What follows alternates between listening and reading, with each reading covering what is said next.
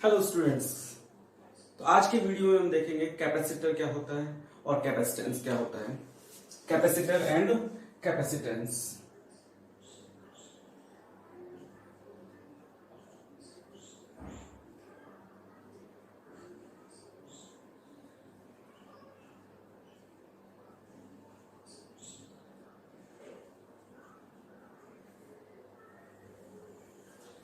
तो स्टूडेंट्स पहले हम करते हैं कैपेसिटर।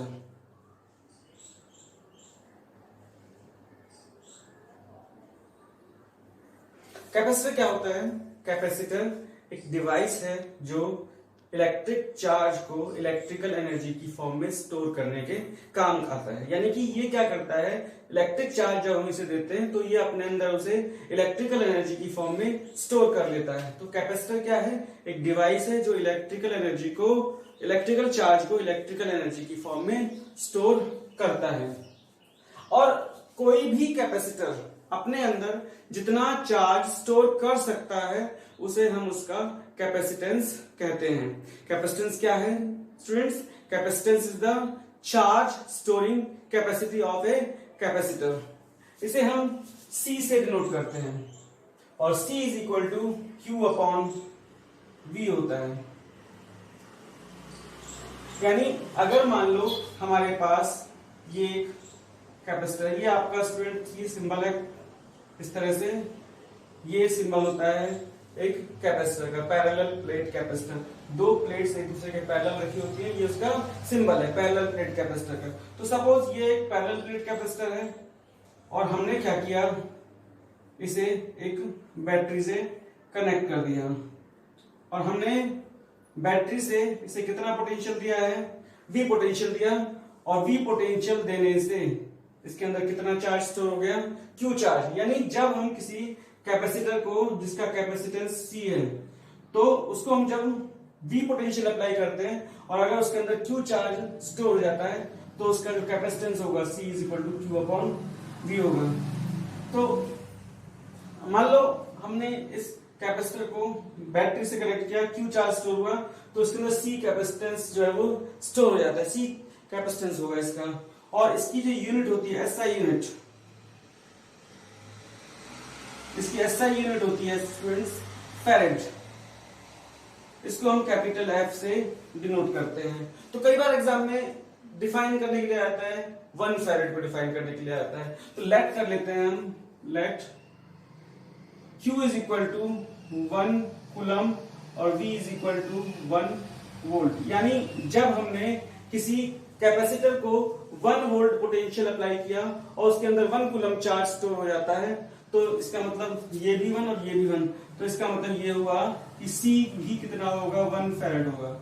यानी किसी भी कैपेसिटर का कैपेसिटेंस 1 फैरेड कब होता है, जब 1 वोल्ट पोटेंशियल अप्लाई करने पर उसके अंदर 1 कूलम चार्ज स्टोर हो जाता है। तो हम कहते हैं कि उसका जो कैपेसिटेंस है वो 1 फैरेड होगा।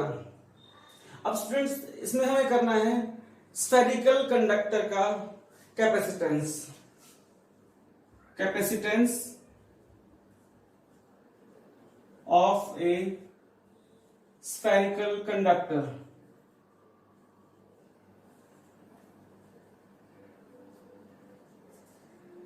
मान लो ये हमारे पास एक स्फेरिकल कंडक्टर है और हमने इसके ऊपर कितना चार्ज दिया हुआ है, Q चार्ज अप्लाई किया हुआ है हमने इसके अंदर, और इसका जो रेडियस है वो R है।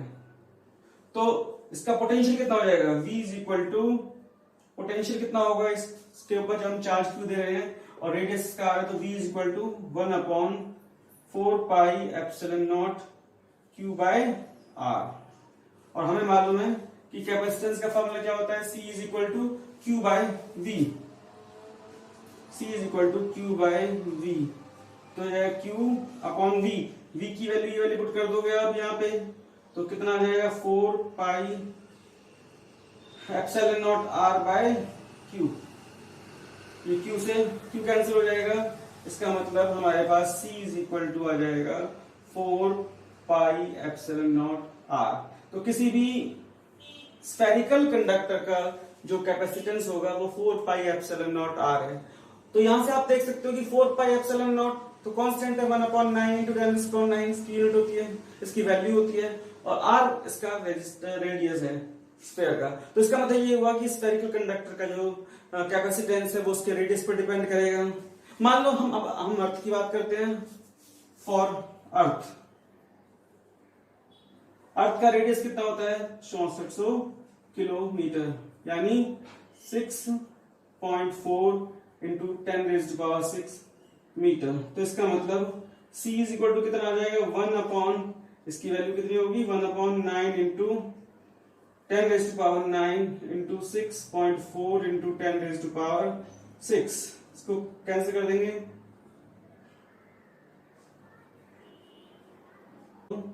इंटू 10⁻⁻6। इसका मतलब जो कैपेसिटेंस होता है 711 माइक्रोफैरेड होता है। आप यहां से देख सकते हो कि जो कैपेसिटेंस होता है किस अर्थ का वो 711 microfarad. Microfarad is very small. तो इसका मतलब ये हुआ कि चार्ज स्टोरिंग कैपेसिटी जो अर्थ की है वो बहुत स्मॉल होती है, इसलिए हम जो पोटेंशियल लेते हैं हम अर्थ का ऑलमोस्ट नेग्लिजिबली स्मॉल लेते हैं। Thank you students.